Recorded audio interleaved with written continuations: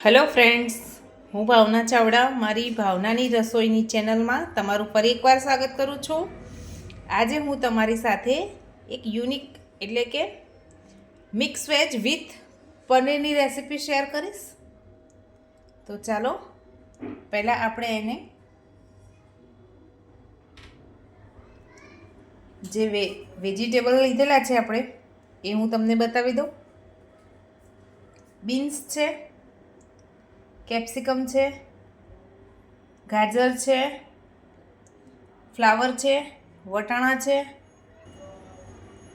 બટેટા છે, ડુંગળી છે અને આ પનીર છે।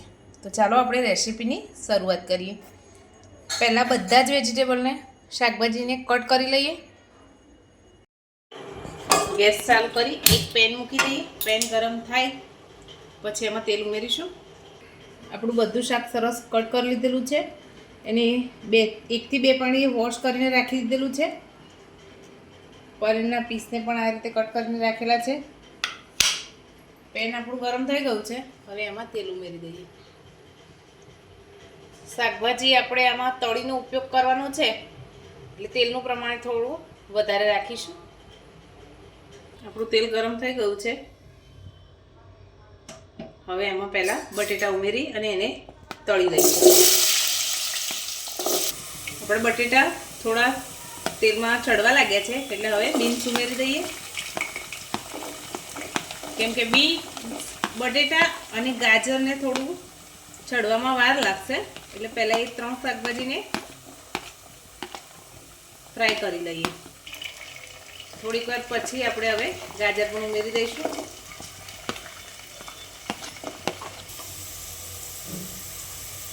આપણી શાકભાજી 70 થી 80% જેટલી ચડી ગઈ છે એટલે હવે એને એક ડીશમાં કાઢી લઈએ। હવે આપણે આમાં ફ્લાવર નાખી દઈએ।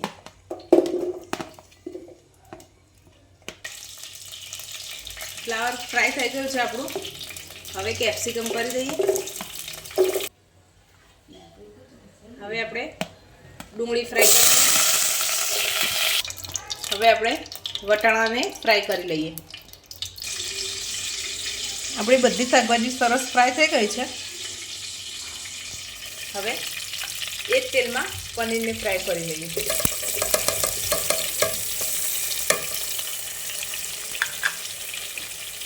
ગેસની ફ્લેમ થોડી મીડિયમ રાખીશું। આપણી શાકભાજીને હવે મેરિનેટ કરી લઈએ। તો આ કાશ્મીરી લાલ મરચું છે, જેનાથી આપણા શાકનો કલર એકદમ સરસ આવશે। શાકભાજીના પ્રમાણમાં અત્યારે આપણે એટલું મીઠું એડ કરીશું, પછી ગ્રેવીમાં અલગથી નાખીશું। હવે આ ગરમ મસાલો છે,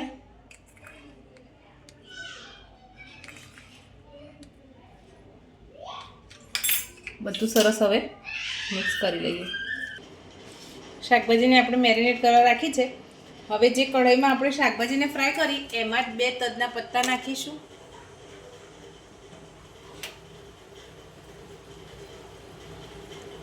ડુંગળી ઉમેરી દઈશું। ડુંગળી આપણી ફ્રાય થઈ ગઈ છે, હવે એમાં લસણ અને લીલા મરચાંની પેસ્ટ ઉમેરી દઈએ। મેં અહીંયા 4 થી 5 નંગ સૂકું લસણ અને 2 થી 3 લીલા તીખા મરચાં લીધેલા છે, તમે તમારી તીખાશ પ્રમાણે વધારે કે ઓછા કરી શકો। આપણી ડુંગળી અને લીલા મરચાં અને લસણની પેસ્ટ પણ સરસ સંતળાઈ ગઈ છે, હવે એમાં ટામેટાની પ્યુરી એડ કરી દઈએ। આમાં 2 નંગ ટામેટાં જે મેં એની પ્યુરી કરીને લીધેલી છે, હવે બધું મિક્સ કરી લઈએ। ડુંગળી ટામેટાં બધું સરસ તેલ છૂટું પડી ગયું છે, હવે આપણે આમાં સૂકા મસાલા એડ કરી દઈએ। આ 2 ચમચી જેટલું તીખું મરચું છે, તમે તમારી તીખાશ પ્રમાણે વધારે કે ઓછું એડ કરી શકો।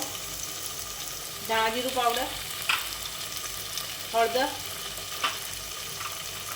મીઠું આપણે પહેલાં મિક્સ શાક જે આપણે છે એમાં એડ કરેલું છે એટલે આ મસાલાના ભાગનું જ એડ કરીશું। ગરમ મસાલો એડ કરી દઈશું થોડો, હવે બધું સરસ મિક્સ કરી લઈએ। જે નહીં એની માટે થોડું પાણી પાણી રેડી દઈશું. હવે સરસ તેલ છૂટું પડે ત્યાર સુધી ચડી જવા દઈએ. આપણા મસાલામાં તેલ સરસ છૂટું પડી ગયું છે. હવે આપણે આ શાકભાજીને એડ કરી દઈશું.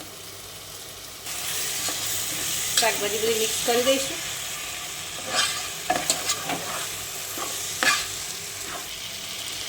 પનીર એડ કરી દઈશું. બધું સરસ મિક્સ કરી લઈએ. હવે થોડું પાણી ઉમેરી દઈએ જેથી મસાલા સાથે શાકભાજી સરસ મિક્સ થઈ જાય. તમે જો ગ્રેવીવાળું ખાતા હોય તો પાણીનું પ્રમાણ થોડું વધારે રાખજો. ધોઈને રાખેલા કોથમીરના પાન એડ કરી દઈએ. હવે બધું મિક્સ કરી લઈએ.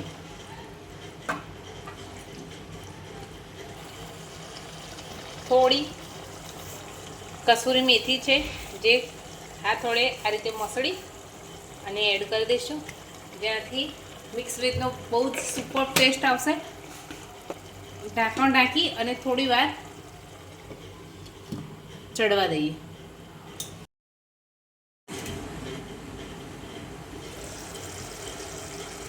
આપણું શાક બનીને તૈયાર છે. Mix veg with paneer. તમે પણ મારી આ રેસીપી એકવાર જરૂર ટ્રાય કરજો અને મને કમેન્ટમાં જણાવજો કે તમને મારી આ રેસીપી કેવી લાગી. હવે આપણે આને સર્વિંગ બાઉલમાં કાઢી લઈશું.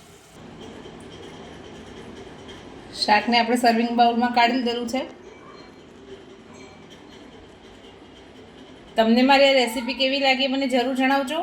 લાઈક, શેર અને સબસ્ક્રાઈબ કરજો. Thank you.